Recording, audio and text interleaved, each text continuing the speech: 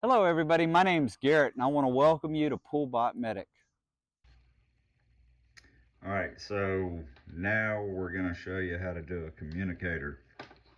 And you get your ohm meter, make sure that you have it in the common and also the ohm, that's the upside down horseshoe looking symbol, and that your meter is on the ohm setting. If you have a different range scale, you want the lowest scale of ohms. You're measuring in between 1 and 10 ohms is what you're actually measuring usually.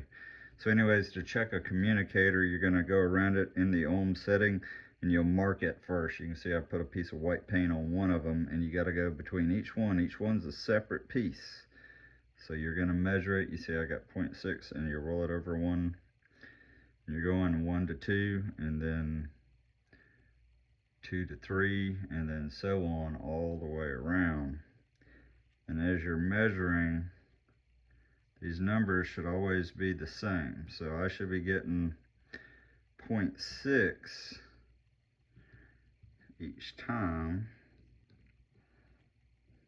There we go, we're 0.7. So if you get 0.6 and 0.7, that's okay. 0.6 and 0.7, because you're right there in between the two probably. But also some of these guys, and this can be tricky, you got to make sure you're on each individual one in between the slits while you're going through. Also make sure you don't see anything in that slit creating any kind of weird contact. But you just keep going around, and you can see I'm getting 6 and 7 through all of them. If I was to get 4 or 2 or 3, that would be bad. And if I was to get 9 or above, that would start to be in the questionable range. So as long as I'm getting what I'm getting, 6 to 8, you get a 0.2 variance, then your communicator's good. So that one just checked out good. Another thing to do, in which if you want to be for sure that your communicator is good, is I can't watch, but you're gonna take and you go 180 degrees out, and you'll do the same thing. You're gonna get a different reading this time. So I'm getting a 1.6 reading. I don't know if y'all can see all this, but I would go all the way around marking it 1.6. You go just one notch over, 180 degrees out each time, and you should get the same reading.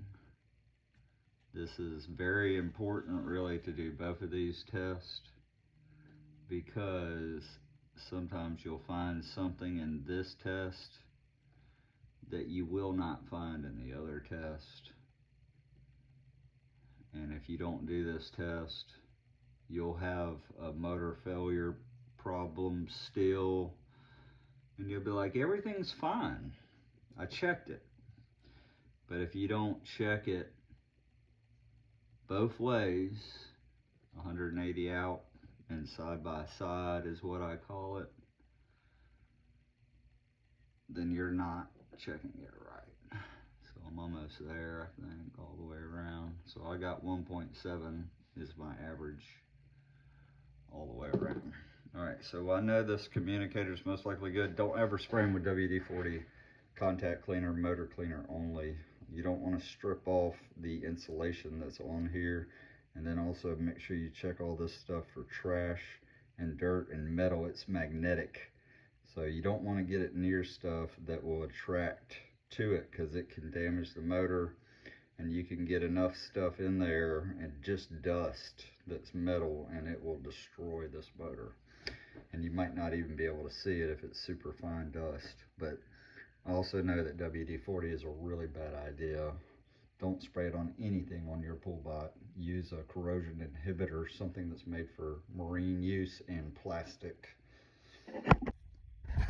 All right, this is Garrett, Poolbot Medic. How to check a Dolphin motor. If you're running a self-test, just like it runs out of the water and shuts down, and it does it inside the water, then you have a bad impeller motor most likely. All right, it's got to run the self-test. It will end a self-test with the impeller at a high speed and then a low speed and then shut off. That's when you know the self-test is normally over. The tracks have already ran, diverter is moved, and impeller has already ran at least once to try and purge air out of the robot.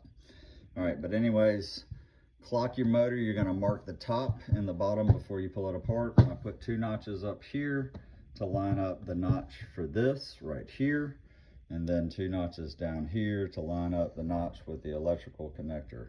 Once you do that, be careful with these screws. Lots of pressure, force to push down and break them loose. Look down into your motor. If you got to, put it back together like this, but you'll see that that wire right here is pushing against the cage. So the brush has no more travel to go. The wire is actually holding it back from pushing against the communicator. And you can also look and see the springs are almost at the end of the cage too. But the springs can't do anything because of that wire. That's the most common failure. It is not the bearings or seals. If you got a bearing problem, most likely it's because you got a seal problem, and if you don't replace the seals, you're gonna have a bearing problem. So do it right, but that's how you look at them. Good luck with your repair.